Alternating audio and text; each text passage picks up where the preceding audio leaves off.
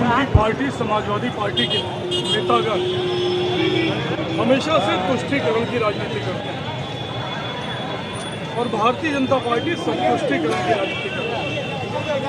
हमारे लिए देश का हर वर्ग, हर धर्म, हर संप्रदाय का व्यक्ति एक समान है, लेकिन ये लोग वोट बैंक की राजनीति करते हैं और कई बार इस वोट बैंक की राजनीति के लिए किसी वर्ग विशेष को तुष्ट करने के लिए ये राष्ट्र विरोधी बातें बोल जाते हैं।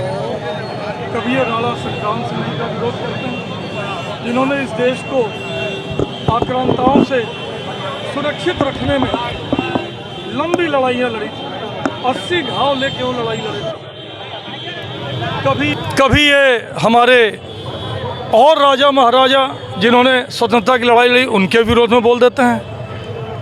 अभी इन्होंने इतनी अजीब बात बोली, हिंदू धर्म के प्रत्येक व्यक्ति के लिए गौ माता माँ समान है।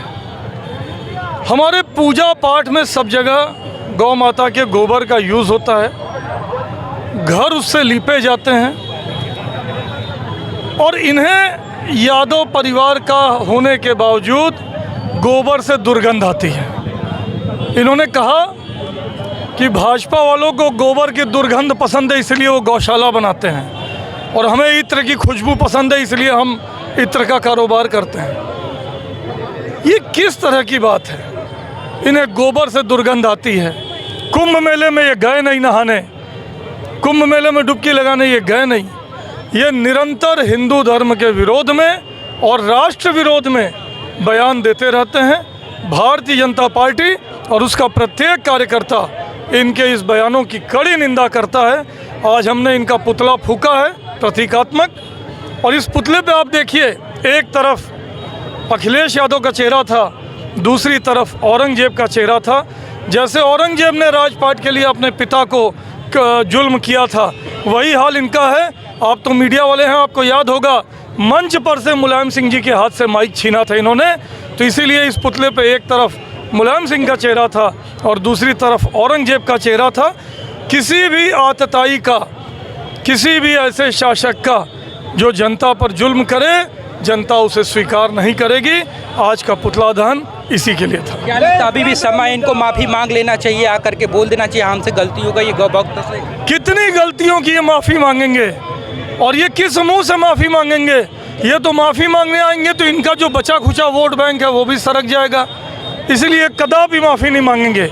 इनके मन में माफ़ी की भावना होगी ही नहीं, क्योंकि ये जो बोल रहे हैं कोई ऐसा थोड़ी कि इनके मुंह से निकल जा रहा है या इन्होंने गलती से बोला है। ये जानबूझ के बोलते हैं, ये जानबूझ के बहुसंख्यक हिंदू समाज की भावना को आहत करने का और अल्पसंख्यक मुस्लिम समाज को संतुष्ट करने के लिए, खुश करने के लिए बोलते हैं, क्योंकि इन्हें वोट बैंक की राजनीति करनी है। महाकुंभ पे खूब सवाल उठाते हैं, वहीं दूसरी तरफ इश्तिहार पार्टी में शामिल होते हैं, तो क्या ये जातिगत राजनीति करते हैं या सनातन विरोधी हैं? अब मुझे कुछ बोलने की ज़रूरत ही नहीं, मीडिया अपने मुँह से बोल रही है।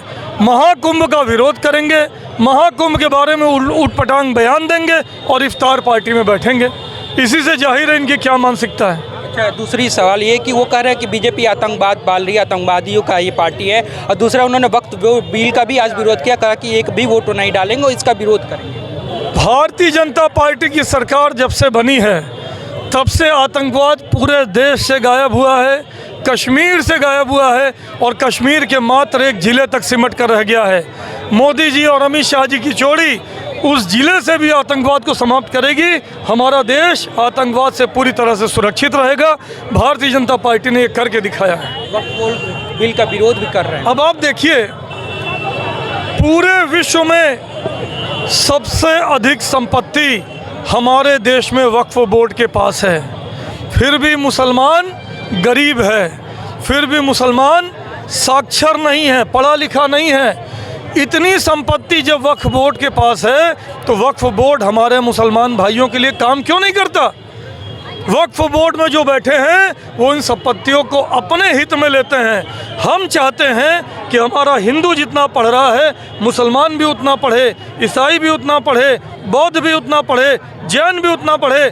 हम सबको एक बराबर दृष्टि से देखते हैं, हम सबके लिए एक बराबर दृष्टि से रोज़गार उपलब्ध कराते हैं, हम सबके लिए घर बनाते हैं, हम सबके लिए सड़कें बनाते हैं। लेकिन वक्फ बिल सुधार इसलिए आवश्यक है कि ये जो देश की संपत्ति है ये देशवासियों के काम आनी चाहिए, न कि कोई एक संगठन उससे अपना हित साधे।